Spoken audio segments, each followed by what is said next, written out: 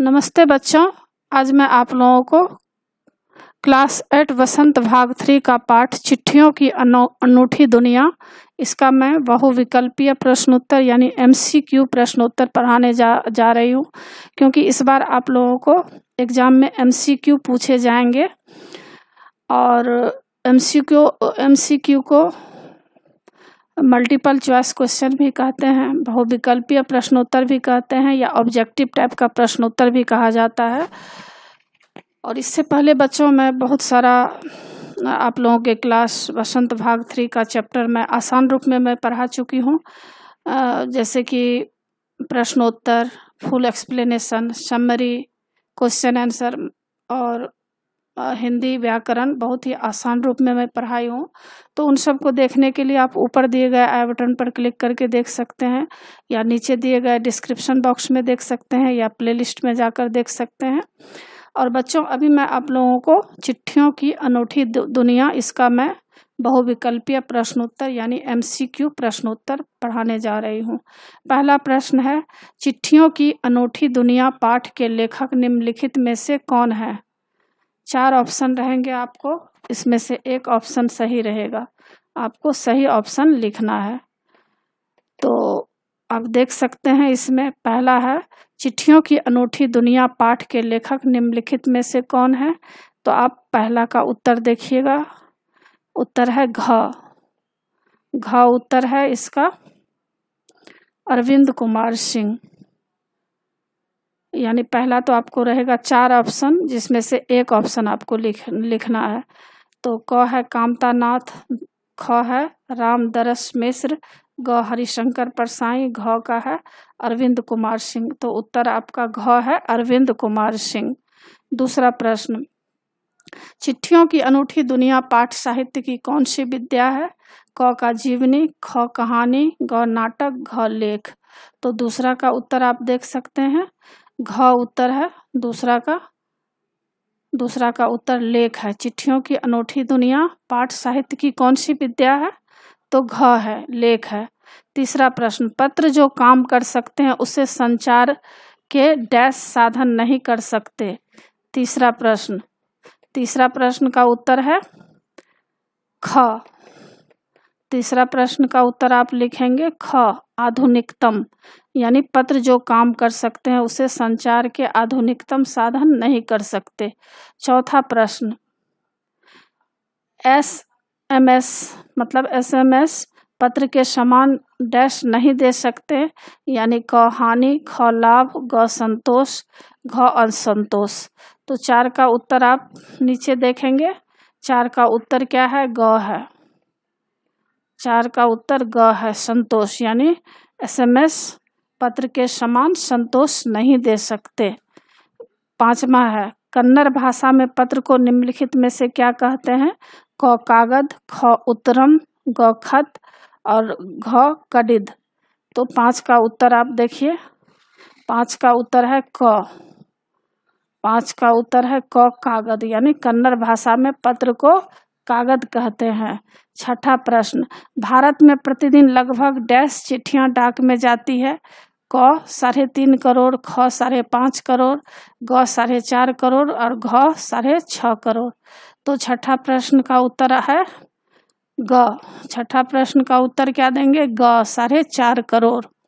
7वां प्रश्न, पत्र संस्कृति विकसित करने के लिए पत्र लेखन निम्नलिखित में से कहाँ शामिल किया गया है? तो 7वां का उत्तर है घ। 7 का उत्तर क्या देंगे? घ, स्कूली पाठ्यक्रम में। यानी इसमें पत्र संस्कृति विकसित करने के लिए पत्र लेखन निम्नलिखित में से कहाँ शामिल किया गया है? क विश्वविद्यालय पाठ्यक्रम में, पत्राचार्य पाठ्यक्रम में, ग मुक्त विद्यालय पाठ्यक्रम में, घ स्कूली पाठ्यक्रम में। तो 7वां का प्रश्न क्या है? 7वां का उत्तर है घ देंगे, स्कूली पाठ्यक्रम में। 8वां है, संचार के आधुनिकतम साधनों के बीच किस प्रकार के पत्रों की संख्या बढ़ी है? 8वां का उत्तर क है, व्यापारिक पत्र। यानी संचार के आधुनिकतम साधनों के बीच किस प्रकार के पत्रों की संख्या बढ़ी है? तो इसका उत्तर है क, व्यापारिक पत्र। 9 नंबर प्रश्न है, पंडित नेहरू द्वारा इंदिरा गांधी को लिखे गए पत्र किस नाम से प्रसिद्ध हैं? क पिता के पत्र पुत्र के नाम, नेहरू के पत्र कृष्णा के नाम, पिता के पत्र पुत्री के नाम, और घ इनमें से कोई नहीं। तो 9 नंबर का उत्तर क्या है? ग है, यानी पिता के पत्र पुत्री के नाम। पंडित नेहरू द्वारा इंदिरा गांधी को लिखे गए पत्र किस नाम से प्रसिद्ध हैं? पिता के पत्र पुत्री के नाम। 10 नंबर का प्रश्न, निम्नलिखित में से कौन से लेखक नए लेखकों को प्रेरक जवाब देते थे? क जयशंकर प्रसाद, ख प्रेमचंद, ग रामचंद्र शुक्ल, घ शरद चंद्र। तो 10वां का उत्तर आपको है ख प्रेमचंद। मतलब निम्नलिखित में कौन से लेखक नए लेखकों को प्रेरक जवाब देते थे? तो उत्तर है ख प्रेमचंद। 11 नंबर प्रश्न, गरीब बस्तियों में पत्र या मनी ऑर्डर लाने वाले डाकियों को निम्नलिखित में से किस रूप में देखा जाता है? क यमदूत, ख देवदूत, ग राजदूत और घ मेघदूत। तो 11 नंबर का उत्तर नीचे देख सकते हैं, ख उत्तर है।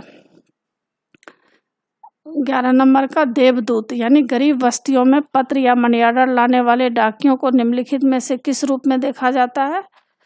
देवदूत के रूप में। 12 नंबर प्रश्न, आधुनिकतम शब्द का विपरीतार्थक निम्नलिखित में से कौन सा है? क का नवीनतम, ख अर्वाचीनतम, ग अधिकतम, घ प्राचीनतम। तो 12 नंबर का प्रश्न का उत्तर घ होगा, प्राचीनतम। 13 नंबर, मानव सभ्यता के विकास में इन पत्रों ने अनूठी भूमिका निभाई है। वाक्य में अनूठी शब्द किस कोटि का शब्द है? तो 13 नंबर का उत्तर आप देखते हैं ख अर्वाचीनतम। आधुनिकतम शब्द का विपरीतार्थक कौन होगा? अर्वाचीनतम होगा, ख। 13 नंबर प्रश्न, मानव सभ्यता के विकास में इन पत्रों में अनूठी भूमिका निभाई है। वाक्य में अनूठी शब्द किस कोटि का शब्द है? तो 13 नंबर का उत्तर ख है, विशेषण। 14 नंबर प्रश्न, अहमियत शब्द का पर्याय निम्नलिखित में से कौन सा है? क गर्व, ख अधिकार, ग महत्व, घ घमंडी। तो 14 नंबर का देखेंगे उत्तर क्या है? ग महत्व, यानी अहमियत शब्द का पर्याय क्या होगा? महत्व होगा। 15 नंबर प्रश्न, गुडविल शब्द निम्नलिखित में से किस प्रकार का शब्द है? इसका उत्तर ख है, आगत। 16 नंबर देखिए, चिट्ठी पत्री में निहित समास का नाम बताइए। क अव्ययी भाव समास, ख कर्मधारय समास, ग बहुव्रीहि समास, घ द्वंद्व समास। तो 16 नंबर का उत्तर क्या होगा? घ होगा, द्वंद्व समास। चिट्ठी पत्री कौन समास है? द्वंद्व समास है। और इसी के साथ बच्चों ये ऑब्जेक्टिव तो समाप्त होता है। नीचे कुछ लघुत्तरीय प्रश्नोत्तर हैं जो कि आपको एग्जाम में पूछा जाएगा। जैसे आप कैसे कह सकते हैं कि पत्रों की दुनिया अजीबोगरीब है? तो इसका उत्तर, पत्र प्राचीन काल से अपनी उपयोगिता बनाए हुए हैं। आज संचार के अनेक साधन विकसित होने के बाद भी वे अपनी महत्ता बनाए हुए हैं। पत्रों में आत्मीयता तथा लगाव छिपा होता है। यह काम आधुनिक साधन नहीं कर पाते हैं।